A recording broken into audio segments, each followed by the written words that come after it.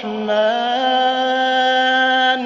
علم القرآن خلق الإنسان علمه البيان الشمس والقمر بحسبان والنجم والشجر يسجدان والسماء رفعها ووضع الميزان ألا تطغوا في الميزان وأقيموا الوزن بالقسط ولا تخسروا الميزان والأرض وضعها للأنام فيها فاكهة